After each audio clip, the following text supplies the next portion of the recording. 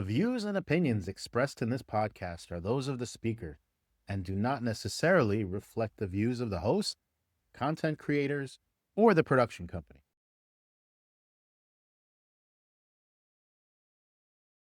Welcome to the Foundations of Freedom with Jerome Huyler.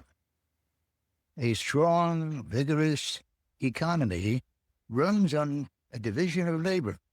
While some produce the goods, others provide the services we, the people, need and want.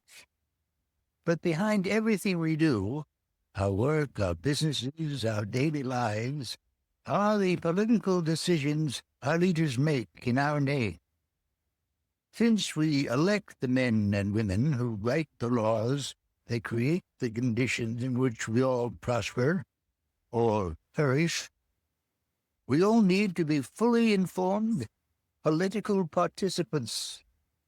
The silent majority can no longer afford to remain silent. One of the most valuable services a free people require is the clarification of complex social, economic, and political ideas. Other media platforms offer biting commentary on the hot-button headlines of the day. This podcast service will explore the underlying causes of and the effective cures for what ails us. And this nation is ailing. Ultimately, to preserve the American dream, we will have to retrieve the principles that made that dream possible. But there are more pressing issues and concrete decisions to consider. So please stay tuned. Welcome back to the Foundations of Freedom with Jerome Huyler, where we look beneath the headlines, beyond the slogans, and into the ideas that shape America's past, present, and future. Today's episode is the second of a series of 5 episodes we will use to ask a question most people rarely stop to consider. And the question is, what is philosophy and why should I care? For many people, philosophy sounds abstract, academic, or really disconnected from everyday life. But Jerry's argument, as you will soon hear, is that philosophy is not some distant subject locked away in university classrooms. It quietly shapes how people think about morality, government, freedom, their rights, truth, justice, fairness, and the proper role of the state. In our last episode, we talked about why philosophy matters. Today, we take the next step and we ask what philosophy actually is. What kind of knowledge does it give us? Why is common sense important but not enough? How do ideas about reality, knowledge, morality, politics all eventually influence our laws, our institutions, the way we move, and entire civilizations? And why did the philosophy of John Locke help shape the American founding, while other philosophies led societies in very different directions? So that brings us to a point Jerry made earlier in the series. In episode 13, you talked about the intellectual power of common sense. You explained that common sense has to be believed because it reflects what we experience every day. It is just common sense to believe that birds can fly, but people cannot. And yet, people often defy common sense. They may believe they can reap a reward without working to attain it, for example, or that policies that have failed time and time again, every time they've been tried, will somehow miraculously work this time. So, common sense is vitally important, and we cross our interests when we defy it. But Jerry, you say common sense is not enough. So let's start there. Why do we need more than common sense to handle the challenges we face and to be successful? Thank you, Vlad. Very good introduction. Common sense reflects the evidence of reality that is provided by our five senses. We cannot deny what we immediately observe, what we see, hear, touch, taste, or smell. From observing the way things are, we can carefully form obvious and empirically verifiable generalizations. For example, we know that all living things eventually perish. If a good friend claims to be immortal, common sense tells us he's mistaken or speaking metaphorically. But common sense is limited. It works on what is readily observable. It makes sense that men and women will work harder if they can directly benefit from their work, and will slack off if the proceeds of their work are spread around to all those who don't care to work.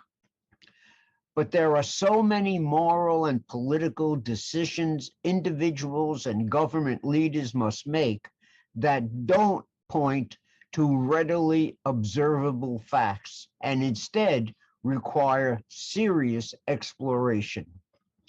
Finding the right solutions to vexing, controversial problems requires devoted attention to a multitude of deeper questions.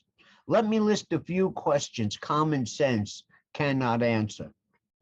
Under what circumstances can acts of dishonesty be justified? Should I do to others what I would like them to do to me? Or should I do whatever it takes to get ahead?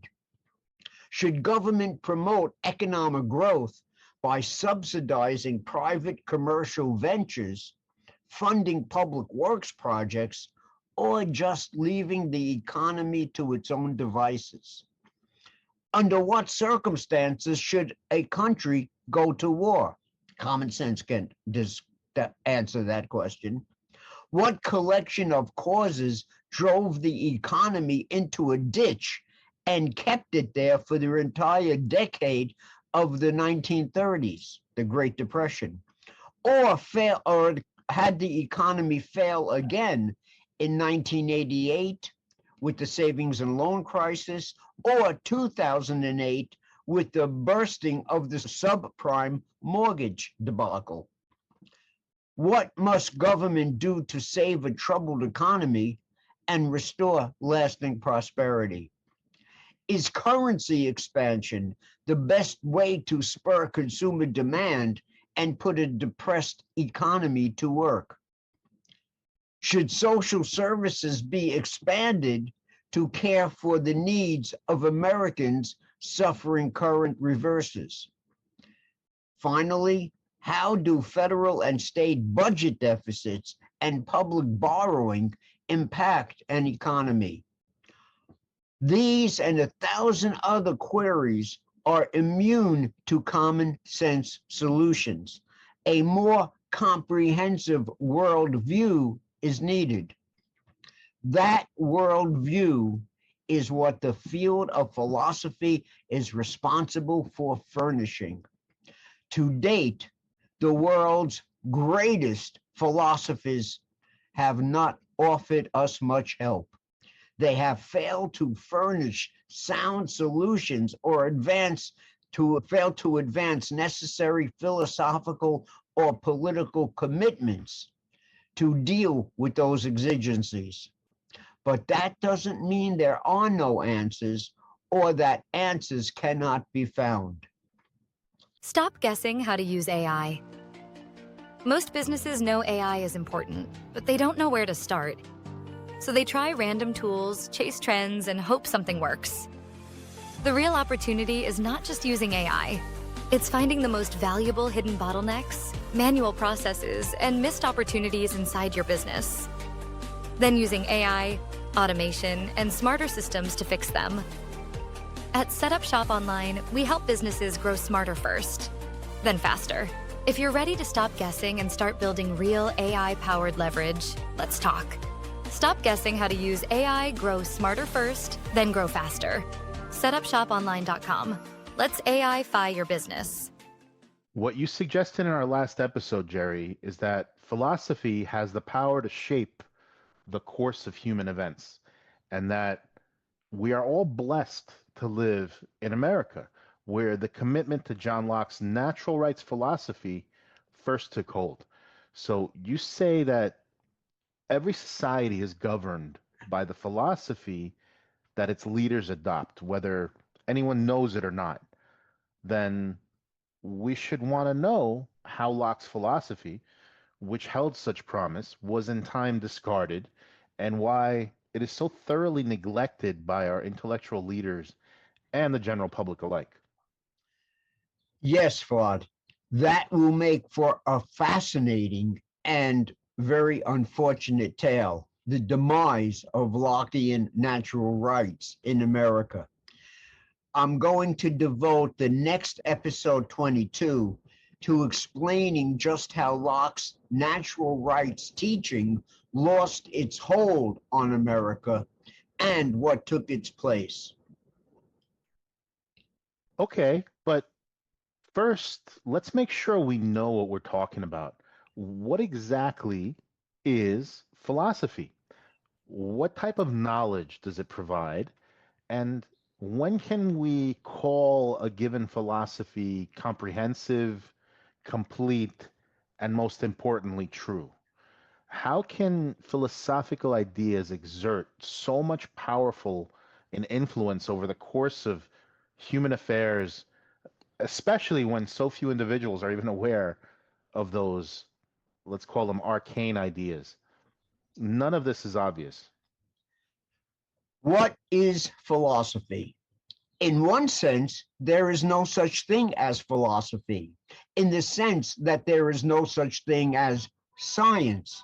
There is only biology, chemistry, physics, psychology, and the other systematic studies that seek to explain how nature works, like botany, horticulture. In a similar vein, philosophy consists of 5 separate fields of study. They are 1, metaphysics, 2, epistemology, which tells us how we can verify what we claim to know. That's the field of epistemology, very little known in our culture today. 3rd, ethics. 4th, political philosophy. And the 5th branch is called aesthetics. Only the first 4 fields will concern us here. Now, the field of political philosophy establishes the basic purpose for which government is to be organized and empowered. Should governments be all powerful in order to achieve the general welfare or the common good? Or should government do whatever our politicians think it should do? Or should governments be strictly limited in its use of power? The answer depends on what the general welfare or common good is thought to be. And to know that, we have to know what is good for the individuals who will be subjected to political power. In short, we need to understand what is and is not good for human beings as such. What is it every human being needs in order to live a good, happy, and successful life? The field that decides those questions is known as moral philosophy or ethics. Consider some of the questions it must answer. Is morality a matter of judging how much one does for others, which is called altruism, or is it first and foremost a matter of what and how much one must do to benefit oneself, to satisfy one's own needs and desires? Does virtue lie in the sacrifices we make for the sake of others, or the good we do for ourselves? Is it either, neither, or both? Can we even locate an objective morality that will be good for all times and places?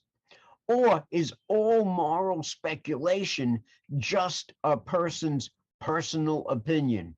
Is the good whatever anyone thinks is good, and only until he or she may change his or her mind?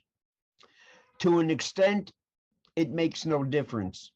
If morality consists of what one does for oneself, one will necessarily need the freedom to decide what one should do. And the same if we decide that one should work for the benefit of others. One still needs the freedom to so act. So our moral conclusions, or the failure to find any conclusions, will affect the political philosophy that is chosen and implemented. If freedom is a legitimate need, a matter of human survival, this will translate into a political practice that respects the freedom of all to simply live and let live, the American creed. Government's power will thus be limited to furnishing individuals the protection under law that makes it possible for men and women to choose a lifestyle that suits them, leaving all others free to do the same.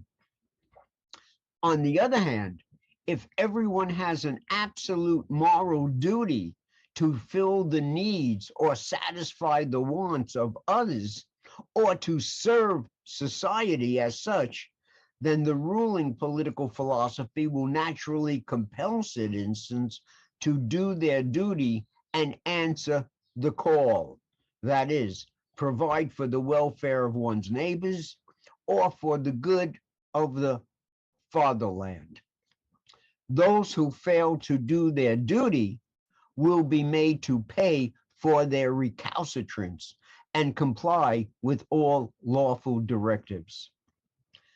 But just hold on. Is it even possible to say what is morally right or wrong? Is there an objective truth when it comes to the science of ethics?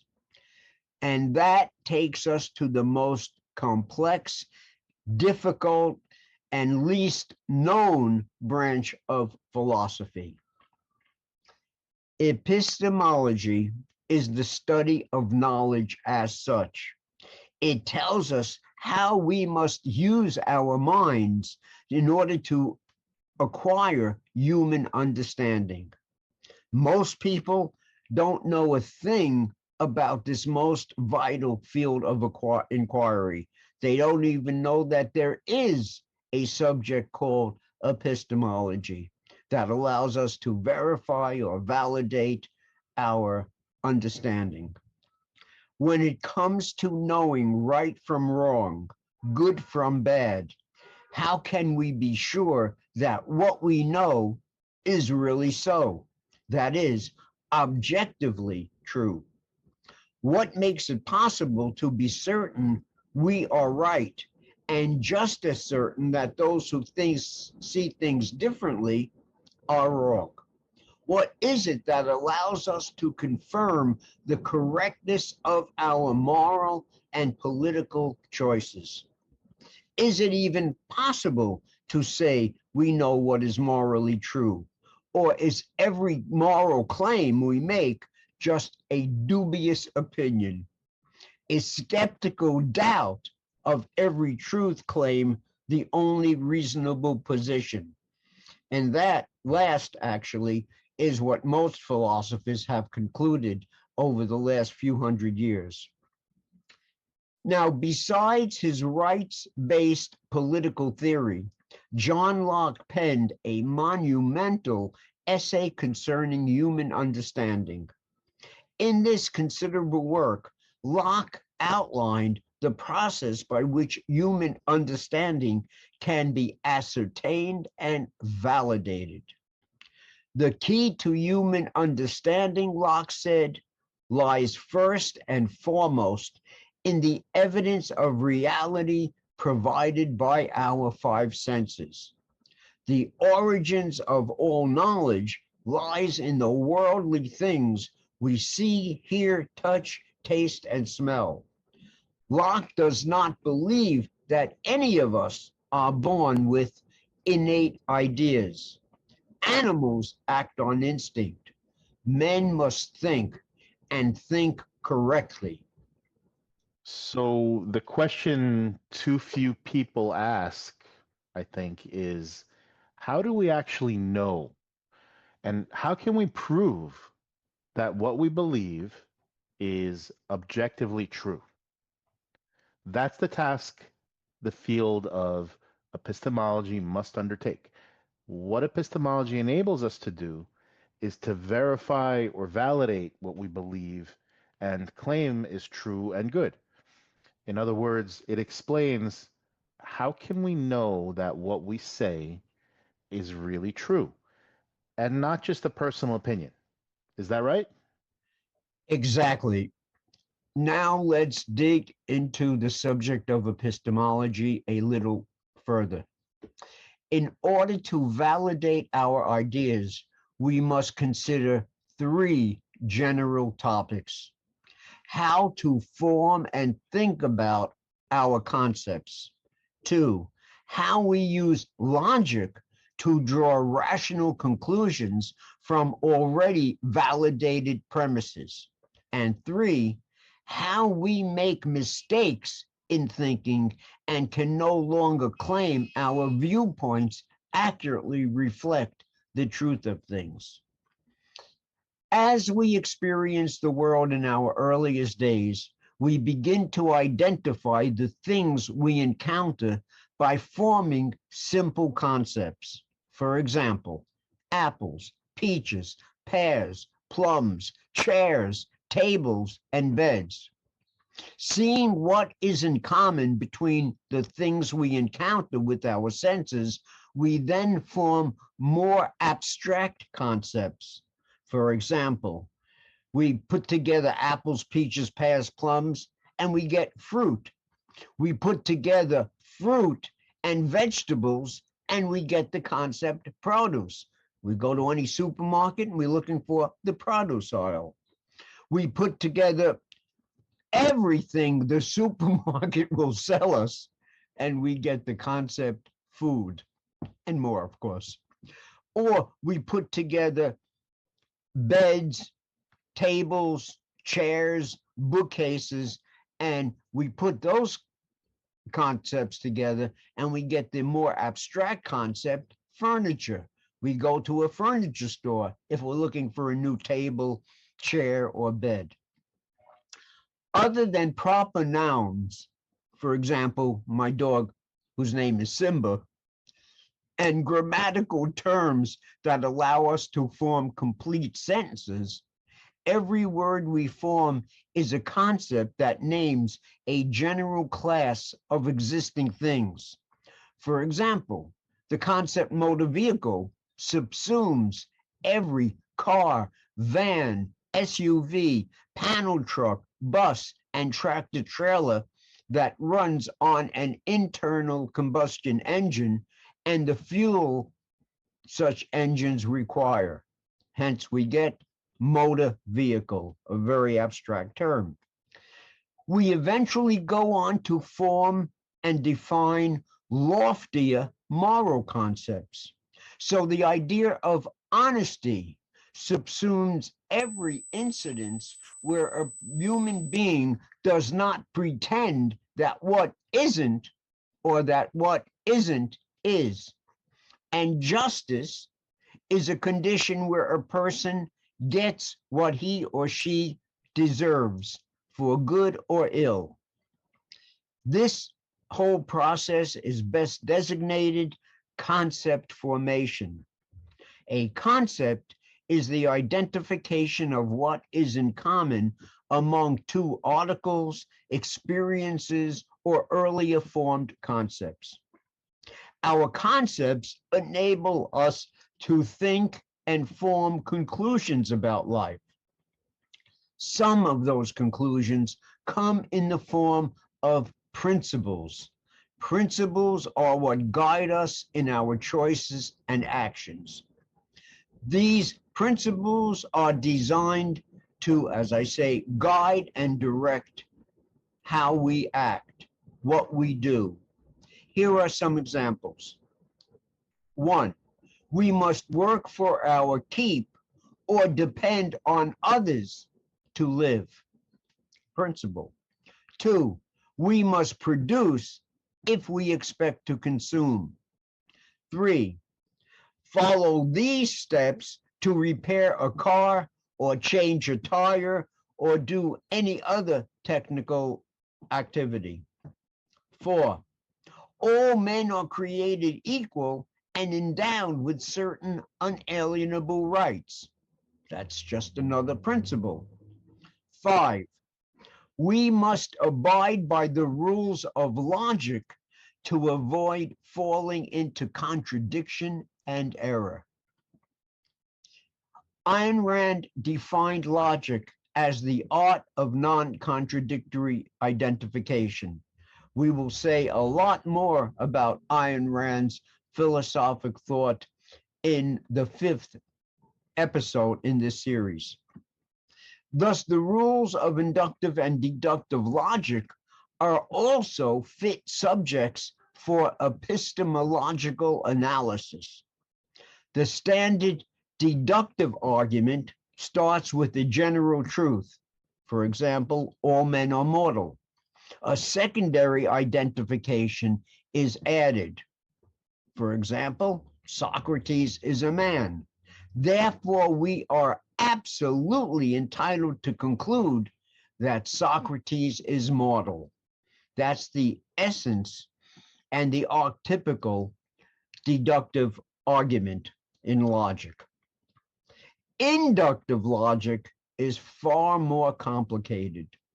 The generalizations we start out with must be validated. That is, they must be entirely consistent with human experience and earlier conclusions. A wide array of particular observations must be amassed before we can confidently reach a proposition we will use as an inductive generalization. We know we've never seen a person live 700 years. We can conclude that all men are mortal. No one gets out of here alive. Let's now look at a few logical fallacies. Otherwise, we cannot be sure our subsequent deductive conclusions can be confirmed. Whether arguing deductively or inductively, we must be very careful in how we use our concepts. We must avoid, for example, committing a stolen concept fallacy. For example, some socialists assure their audiences that all property is theft, but that cannot possibly be true. No one can possibly substantiate such a claim. Why not? If there is no property, if no one owns anything, there's nothing to steal. Any act of theft already presumes that which is stolen was originally owned by someone. That is, was someone's private property. A second illustration of this stolen concept fallacy occurs when someone supposes that what passes for reality could just be an illusion, mirage, or a vivid dream. They too must be mistaken. The concept of an illusion or mirage rests on there being a non-illusory realm. It's called reality. A mirage is not what it appears to be. It is what it is, not a desert oasis, just more desert. Now, a synonym for reality is existence. Existence as a concept subsumes all that exists and that we perceive with our senses or go on to conceptually organize. Every butterfly, car, clock, chicken, stove, factory, fence post, retail outlet, or other thing we did, do, or will perceive exists. It is what we collectively label existence. We all start from the axiom. The axiom cannot be proven, but it cannot be denied either, that, as Ayn Rand put it, existence exists. Everything that exists, that we perceive in reality, does exist. Now, no logical fallacy is committed more often than is the practice of context dropping. This occurs when one makes a claim while conveniently overlooking the fuller context with which the experience occurred. It occurs whenever one presses an argument while leaving out highly pertinent details. Thus, when a person denounces the thuggish acts of so many ICE agents while conveniently omitting the conduct of so many provocateurs who purposefully trigger the angry confrontations with ICE agents, a context has been dropped. Or the fuller context has been overlooked when critics denounce Trump's war of choice against Iran while overlooking the threats and actual atrocities committed by Ayn Rand's leaders over the last 47 years. For example, the death to Israel, death to America chants that reflect the mullah's holy hopes and dreams, or the efforts to develop nuclear weapons and long-range ballistic missiles so as to make good on their hopes and dreams, or the violent slaughter of thousands of peaceful street protesters in Iran. Then there's the proxies like Hamas and Hezbollah, who the mullahs of Iran pay to terrorize and murder as many Jews as they can. Those who denounce America's military moves against Iran also discount the mullahs' abiding commitment to an ideology that dates back to the 7th century, when the Prophet Muhammad left much of the world to ponder a binary choice: convert or die.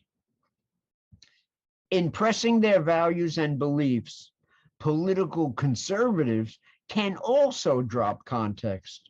They do so when they defend the country's free enterprise system, our free market economy, a government that, one, taxes families upwards of 50% of their earned income, two, imposes heavy corporate taxes and loads businesses with all manner of costly mandates and directives, and three, rewards scores of well-connected lobbyists and corporate interests with special benefits at great public expense, that government is definitely not overseeing a free market, laissez-faire economy.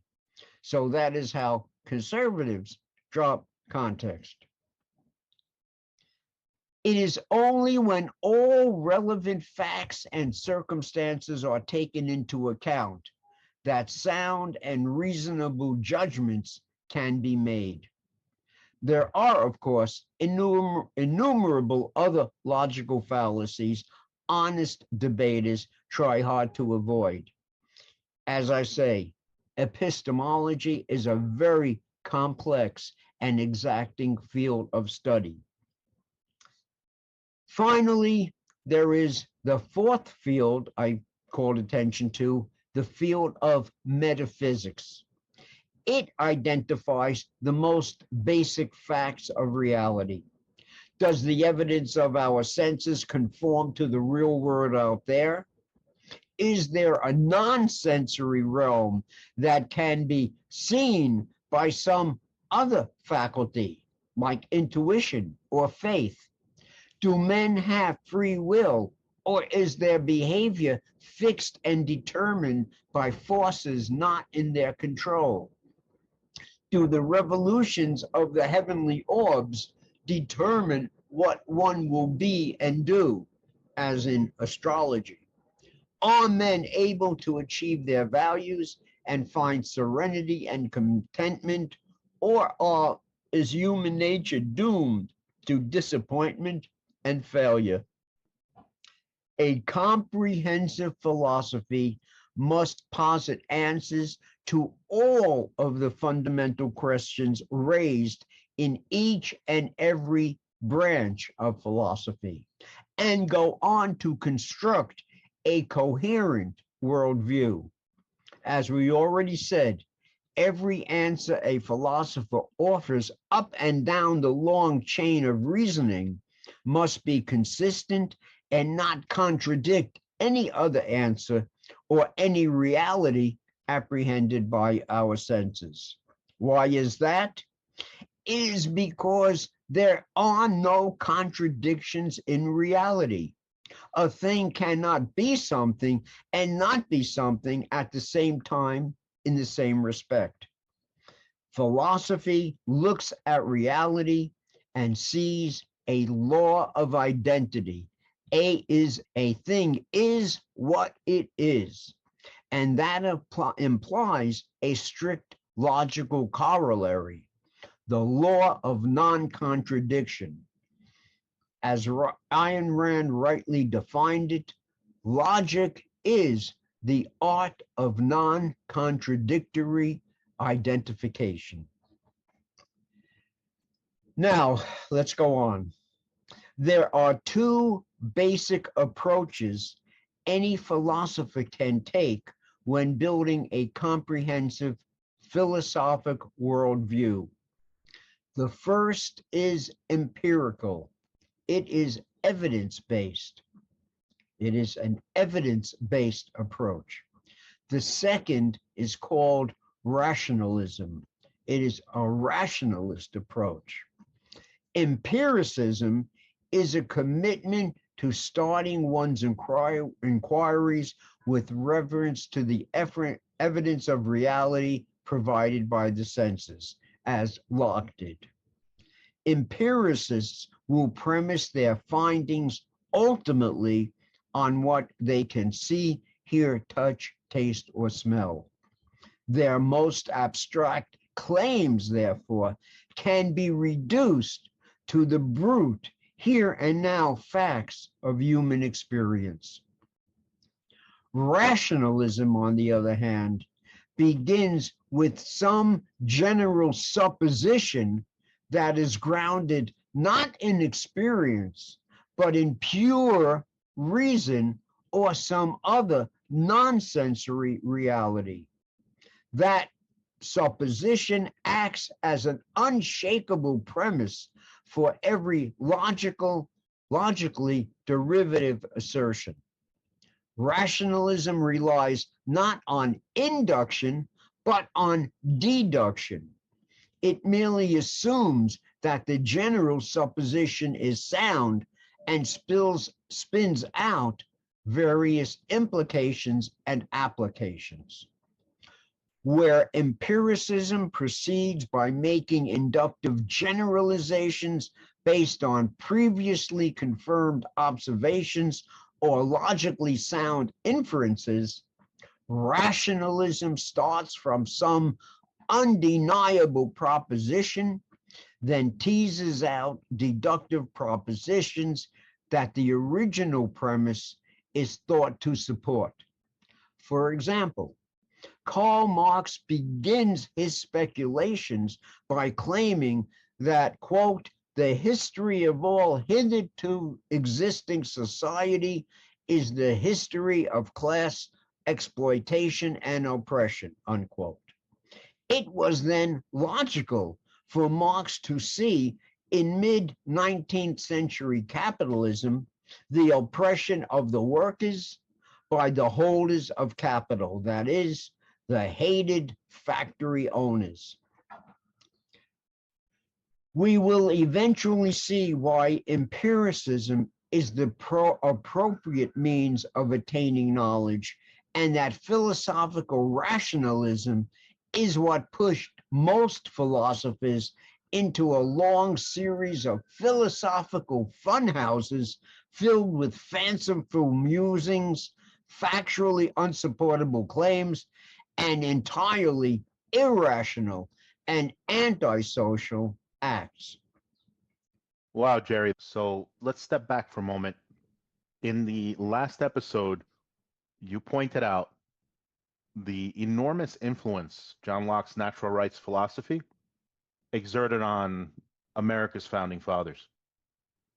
They were committed to the equality of all men and the natural rights men had to live their lives, have the liberty and property.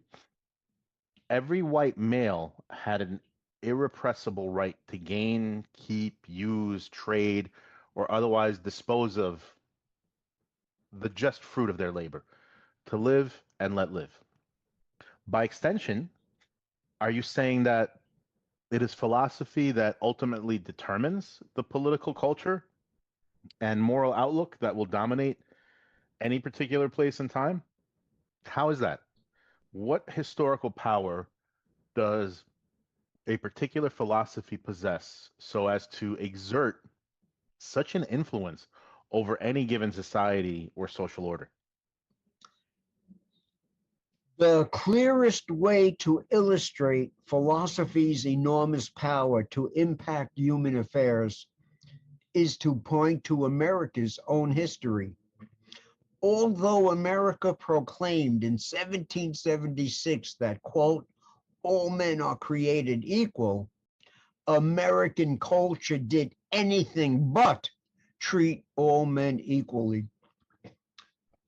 4 million African slaves were freed from their captivity at the conclusion of the Civil War. From the start, women were also denied equality under law.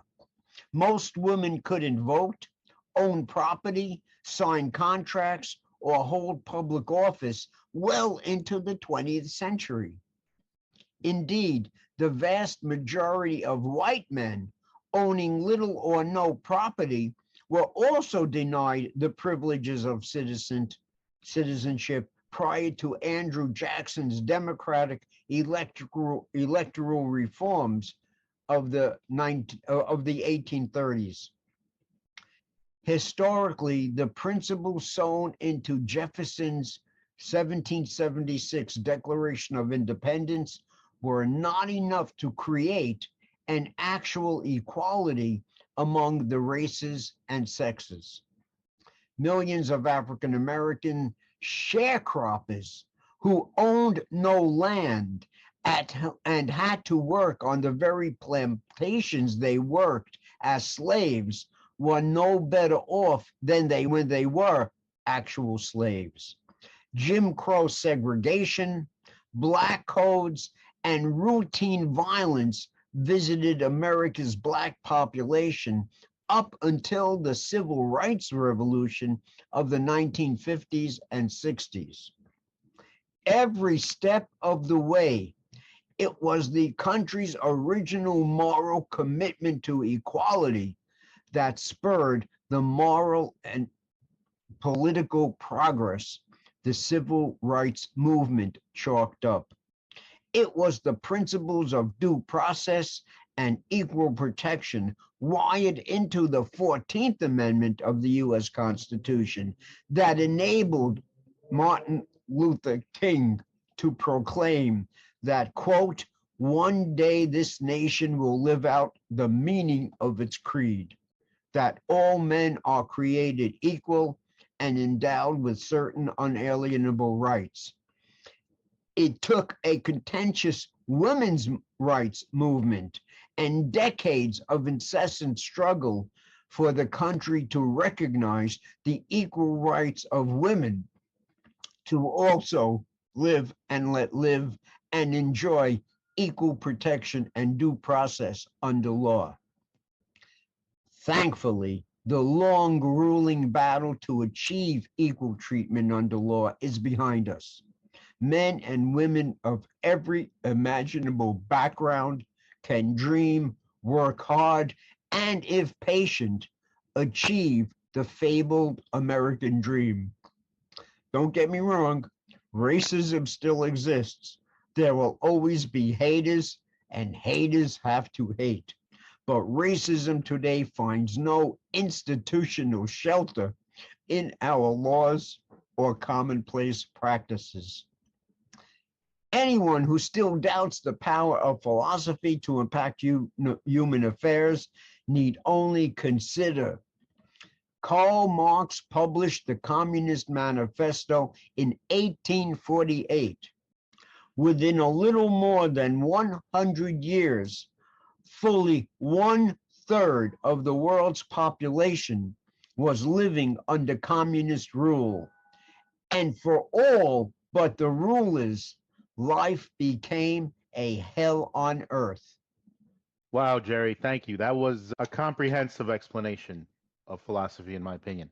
Before we wrap it up, let's play a quick round of the game called Spot the Philosophy. So the idea is simple. I'll give you a statement that sounds like a normal political or cultural opinion you hear today, and you tell us what deeper philosophy might be hiding underneath it. You ready? Yep. Statement 1. Government should do whatever is necessary to create fairness. Jerry, what philosophy is hiding inside that sentence? Of course, that depends on how anyone wants to define fairness. And you could make of that any philosophy you want, depending on how you define fairness. Is it fair for everyone to have an equal share of the wealth of a country? Then the philosophy is very simple. And I didn't even use the term during this whole exposition. It's called collectivism. In other words, what is good for society is whatever is good for everyone in society. However strong, however rational, however intelligent, however dedicated or committed to personal advancement, it doesn't matter. The society has the power to rearrange property relations, to take away and give away as much property as Congress thinks it is fair to do. The answer there is that is a collectivist society where Congress ultimately is utterly empowered to take away and give away, to redistribute the wealth of every citizen in the country. Okay. I think that's a pretty good explanation. Let me give you another one. Ready? Yep. Everyone should be free to live their own life as long as they do not violate the rights of others. What philosophy is underneath that idea?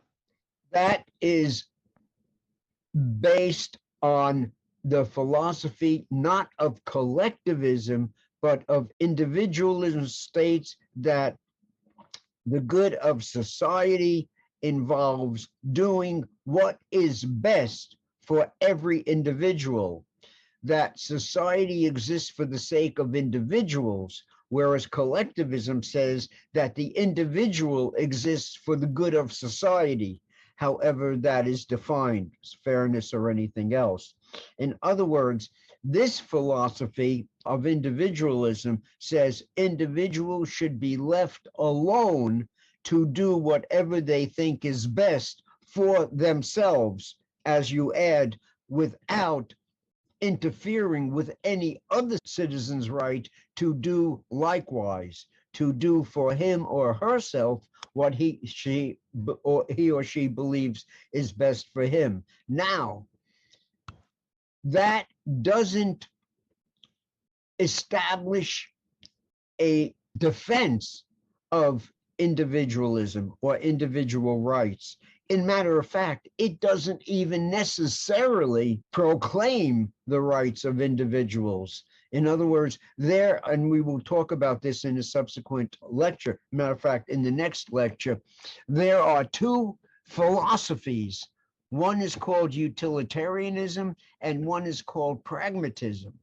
Both of these philosophies say originally that individuals should be left alone to live as they please, but it doesn't justify that. It just says that will achieve the greatest good of the greatest number, perhaps, as utilitarians say, or that is the most practical way. But those two philosophies, utilitarianism and pragmatism, reject any idea of individual natural rights. They reject John Locke's philosophy, but they still agree with John Locke's conclusion that individuals should be left free. Wow. All right. Ready for the last one? Yeah. This is a zinger, okay? If something feels true to me, then it is my truth. What branch of philosophy does that touch? And what danger do you think, Jerry, shows up when truth becomes personal instead of objective? When truth becomes personal, not objective, there is no truth. There is just the number of votes you can amass to support what you believe is true. It doesn't make it true, but it makes it politically potent, politically powerful enough to achieve whatever you want to achieve by what you feel is true. In other words, I guess the principle is emotions, feelings are not tools of cognition. Feelings tell us what we feel about something, but they cannot tell us what is true. Only reason, rational information, rational procedures, logical procedures can tell us what is true or false, irregardless how many people. If only one person believed that the earth revolved around the sun, not this, that the earth was in the center of the solar system and the sun revolved around the earth. If only Nicholas Copernicus or Galileo alone believed that the earth was at the center of the sun was at the center of the solar system, it did, and everyone else felt that it seemed like everything was moving around the earth, it didn't make it true that the earth was at the center. So feelings are not tools of cognition. They cannot tell us what is true. To discover the truth of anything, you have to first use your sensory experiences and then form rational, logical, empirically grounded conclusions. Is that answer enough? I think so. And we can argue and debate and discuss this topic and go into many different details and rabbit holes. But I think, I guess, just thinking about what you just said. So for some people, I guess to paraphrase what I think you said, for some people, their truth comes from the way they feel, the way they feel about something. So in one sense, it's true that they have this feeling. Right. And you can't debate that. But that feeling doesn't make what they think is true. Right? That's exactly right. Not objectively true. In order to determine what is objectively true, you must first use your five senses to get in contact with the world and then form the right concepts to describe what it is you see, hear, touch, taste, and feel. And then, and after that, use logical induction and deduction to discover the true objective, what is objectively true. As I say, feelings are not tools of cognition. Feelings tell us what we feel about something. Take, for example, political correctness. A person who is a prisoner of political correctness feels that, oh, the Republican Party is a party of slave owners and witch doctors. He feels that because he doesn't want to break out on his own, think independently. So his feeling is very real and it's very true. He hates the Republicans or he hates capitalism because that's what all his friends and all his peers believe. But it doesn't make it true. It's just his feeling, and it's not even an independent feeling. It comes from a desire not to be ostracized or abandoned by his peer group. That's what makes it politically correct. But again, you can't say that's true. You can say he feels it for sure. But what makes him feel that is his desire to be part of a peer group and to fit in, not to be, as I say, abandoned by his peer group because he believes that capitalism is the greatest system invented by man. Tribalism. Tribalism is, yes, the term Yes. for it. Yeah. I hope everybody feels good about this conversation that we just had, this game we just played. Thank you, Jerry, for participating.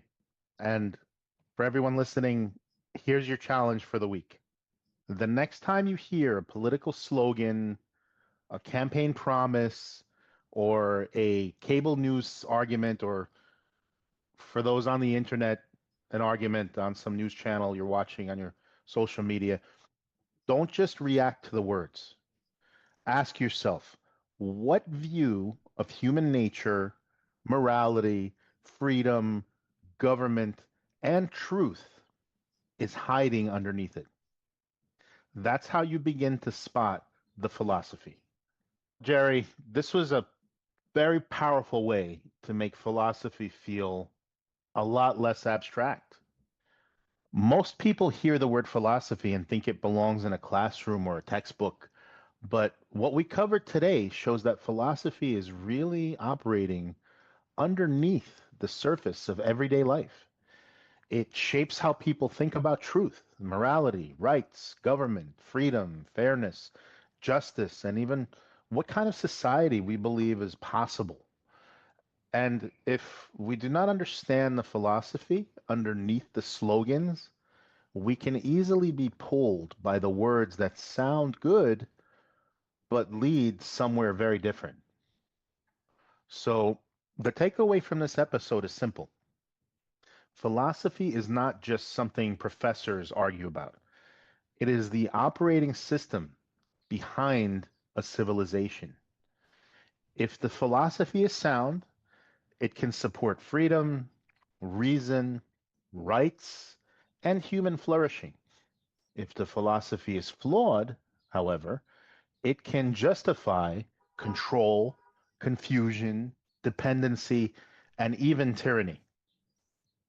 In our next episode, Jerry's going to show us how John Locke's natural rights philosophy, the philosophy that helped shape America's founding, by the way, began to lose its hold and what started replacing it. That is a story every American should understand. Thank you again and always for joining us for the Foundations of Freedom with Jerome Huyler podcast. If this episode helped you see today's debates in a deeper way, share it with someone who cares about America's future as much as you do and as much as we do. And remember, freedom does not survive by accident. It survives when enough people understand the ideas that make it possible. Jerry, thank you again and always for walking us through this. Please say goodbye to everyone, and we'll see you all in the next episode. Thank you to all our viewers who stood by and took in this very powerful but very complex topic, the most complex topic there actually is. Again, I ask all the viewers to go over this session a couple of times. There is way too much material that was presented here to take in all at once. I hope I organized it in a logical way and in a compelling way, a convincing way. But in order to absorb it, in order to integrate it all, and to be able to use it yourselves on a daily basis, I think you would have to review this episode a couple of times to make it your own and to see the power and the logic of what it is it described today. So everyone, thank you very much for tuning in, and stay tuned. Plenty more to come. Bye-bye.